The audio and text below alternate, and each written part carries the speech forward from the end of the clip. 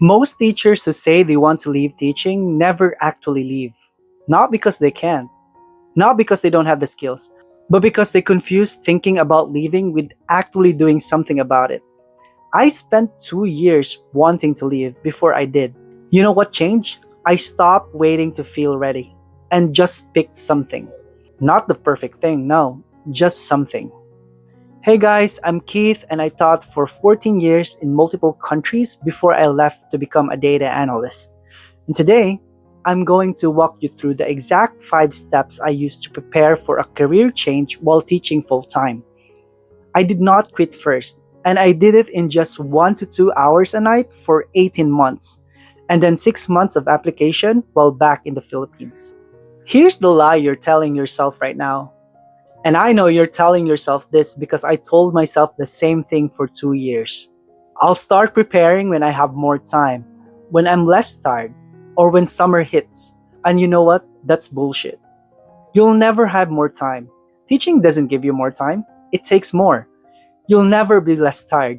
Exhaustion is the baseline, and that's not going to change anytime soon. Summer will come, yes, and you'll spend the first 2 weeks sleeping and the rest recovering from the year. You won't be researching careers.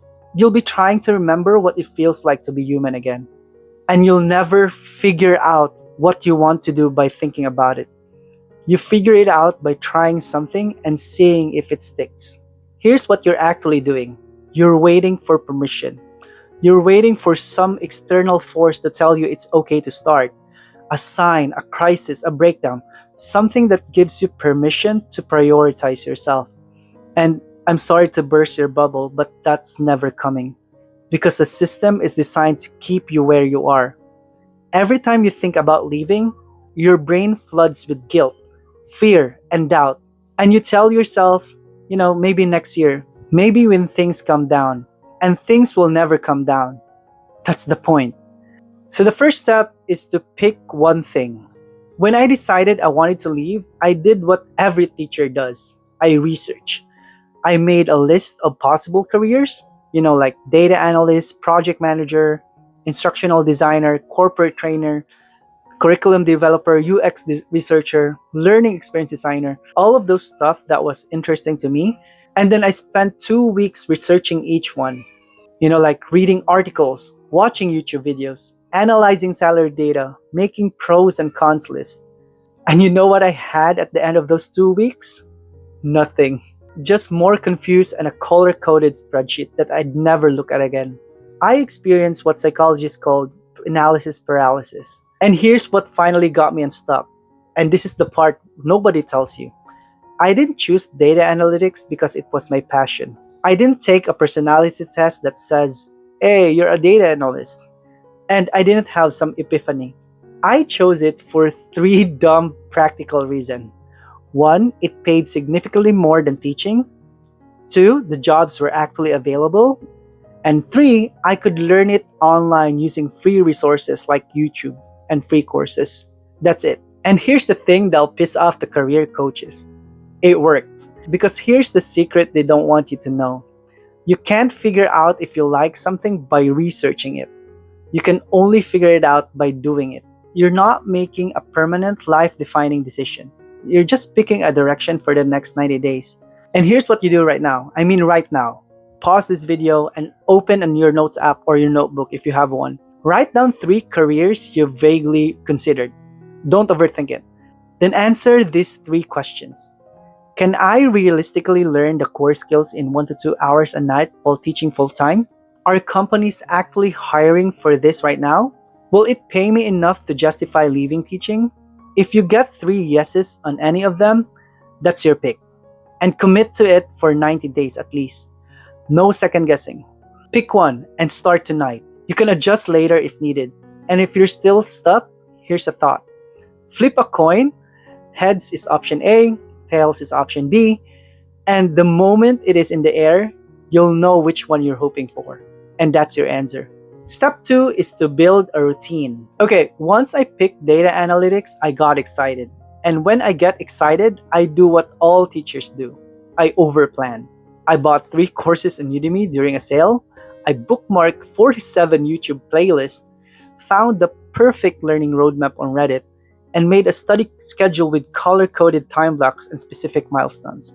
I had everything planned out, week by week, month by month. I was ready. And then I didn't touch any of it for 2 weeks. Because here's the truth about motivation that productivity gurus won't tell you: motivation is bullshit. Motivation is what makes you buy the course. Motivation is what makes you create the study plan. Motivation is what makes you tell yourself, starting Monday, I'm going to study for 3 hours every night. And you know what motivation doesn't do? Show up at 9 p.m. on a Tuesday when you're exhausted and you just want to watch Netflix and not think about anything. It is only when I build a system or a routine when the gear starts turning. Here's what actually got me through 18 months of learning while teaching full time. Every night from Monday through Friday, I would open my computer from 9 p.m. to 10:30 p.m. and just start. It was my non-negotiable. Not when I have the energy, not when I feel motivated, not this weekend when I have more time. 9 p.m. every single night, whether I felt like it or not. And let me tell you, most nights I didn't feel like it. Some nights I'd sit down at 9 p.m. and just stare at my laptop for 20 minutes before actually starting. Some nights I'd get 30 minutes of real work done and spend the rest mindlessly reviewing stuff I already knew. Some nights I'd cry out of frustration because I didn't understand something and I was too tired to figure it out. But I showed up. And here's the weird part. This is the thing that actually changed everything. Around week 3, it stopped being a decision. It stopped being this thing I had to talk myself into. It just became what I did at 9 p.m. It's kind of like brushing your teeth. You don't wake up every morning and debate whether you're going to brush your teeth, right? You just do it because that's what happens after breakfast. That's what the routine becomes. After about 21 days, your brain stops fighting you. But here's a trap that you need to look out for. And this is important, so pay attention. Most people try to do too much too fast. They're like, oh, I'm going to study 3 hours every night, wake up at 5 a.m. to learn before work, and spend all weekend building projects. And they do that for a week, maybe 2 if they're really disciplined, and then they burn out and they quit. Do not do that. Do 90 minutes. That's it. Because 90 minutes every single night for 18 months is way more than 3 hours twice a week for a month and then nothing. Consistency beats intensity every single time. So here's what you do right now. Again, pause the video, open your calendars app. You can have Google Calendar in your phone. Block off 90 minutes, same time every weeknight for the next 30 days. You block it right now. Treat it like a meeting you cannot skip. And here's the other thing. You're going to have to sacrifice something to make that happen. Sadly, there's no way around it. For me, it was online gaming. I used to play MMORPGs from 8 p.m. to midnight, and that was my decompression. But then I gave it up, and it sucked. I missed it. So, the thing is, you have the time. You're just spending it on something else. Okay, step 3 is to document in public. 2 months into learning data analytics, I did something that felt stupid at the time. I started posting on Facebook every time I built something. My college friends would react with a thumbs up. My wife would comment, "Great job, I'm proud of you," or something like that. And my colleagues had no idea what I was talking about. But it worked. It gave me accountability. It made me want to have something to post every week. But this is where I messed up badly. I should have been posting on LinkedIn, not Facebook. Because here's what happens when you document your learning on LinkedIn instead of Facebook. The recruiters see it. They search for keywords like learning Python or transitioning to data analytics. And if you've been posting for 6 months, you show up in their search. If you haven't, you don't exist. Aside from that, the hiring managers also see it. When you apply for jobs, they Google you. If your LinkedIn shows 18 months of documented learning, that's credibility. If it's empty, you're just another career changer with no proof. And finally, your network becomes professional. The people who engage with your post aren't your aunt or your college roommate. They're other people learning, people who already made the transition, people who can refer you to jobs. By the time I started applying for jobs, I had 18 months of progress documented on the wrong platform. I couldn't show employers my journey. I couldn't point to posts that prove I was serious. I had to convince them with just my resume and portfolio. I mean, it worked eventually, but it would have been so much easier if I'd just posted on LinkedIn from the beginning. And here's why it matters more than you think. Learning in public isn't just about accountability, it's about building credibility before you need it. When you apply for jobs 12 to 18 months from now, you won't just be former teacher trying to break into a new field. You'll be a person who's been publicly learning and building for the last 18 months. And that's a completely different story. All right, again, guys, here's what you need to do. You set a reminder on your phone every Sunday. You post on LinkedIn about what you learned this week. And yes, it's going to feel weird. Your teacher friends might think you're showing off. Your family might not understand why you're posting about code. Let them think that. Because in 18 months, when you're getting interviews and they're asking, how did you do it? You'll have your answer. The discomfort of posting once a week is nothing compared to applying to 200 jobs in silence and getting ghosted. Alright, step 4, guys, is to build projects. I spent the first 6 months taking courses. Udemy, Coursera, YouTube tutorials, free code camp. I consumed everything. And I feel productive, not gonna lie. I was checking off modules, earning certificates, making progress.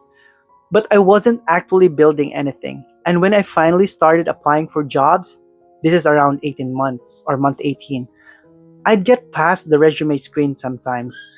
I'd get a phone interview and they'd ask, so what have you built?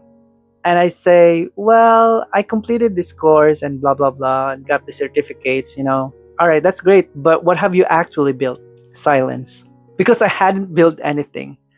I'd watch other people build things, I'd follow tutorials, I'd earn badges, but I didn't have a single project I could point to and say, hey, I made this from scratch. That's when I realized employers don't hire based on courses you've taken. They hire based on evidence that you can do the job. And projects are that evidence. Courses are not. So I pivoted. I stopped taking courses and started building. For data analytics, that meant, finding a data set on a government website or Kaggle, clean it, analyze it, and, share my insights about it. I did this 5 times, 5 completely different data sets, 5 different projects. Were they perfect? Hell no. Were they impressive to someone who'd been doing data analytics for 10 years? Probably not. But they prove I could do the work.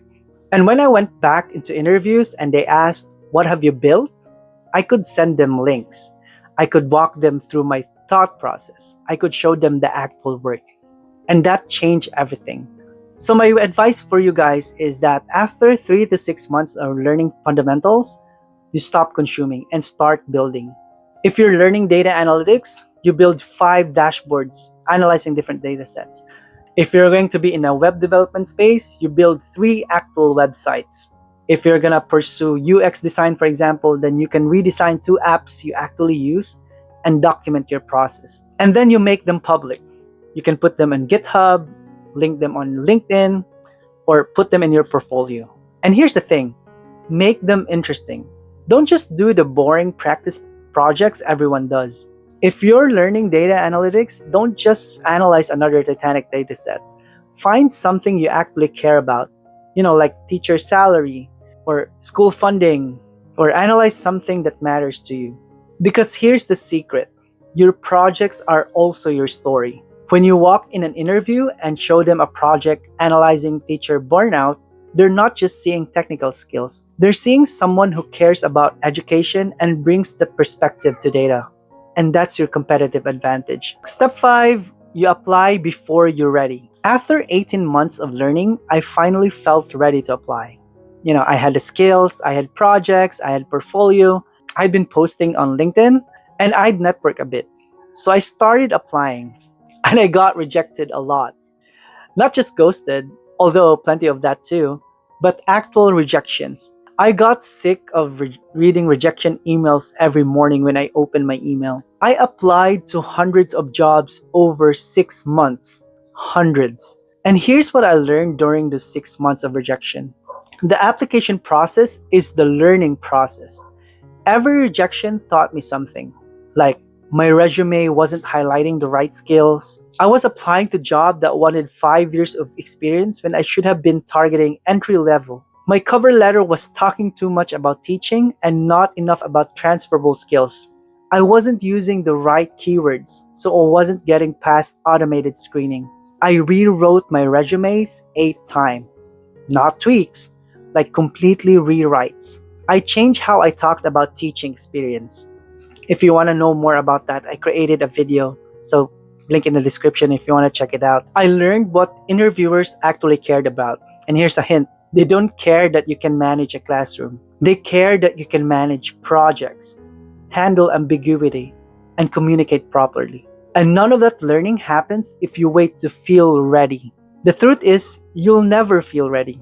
There will always be one more skill you can learn, one more course you can take, one more project you could build. At some point, you have to start applying. Not because you're fully qualified, because applying teaches you what qualified actually means in your target field.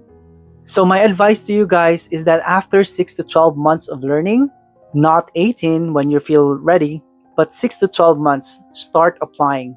You can start with 10 jobs a week, every single week, even if you're not qualified, even if you think you'll get rejected. And you track every application, like the company name, the job title, the date applied, what happened, were you ghosted, rejected, anything. Just document the entire process. And here's the key, keep learning while you're applying.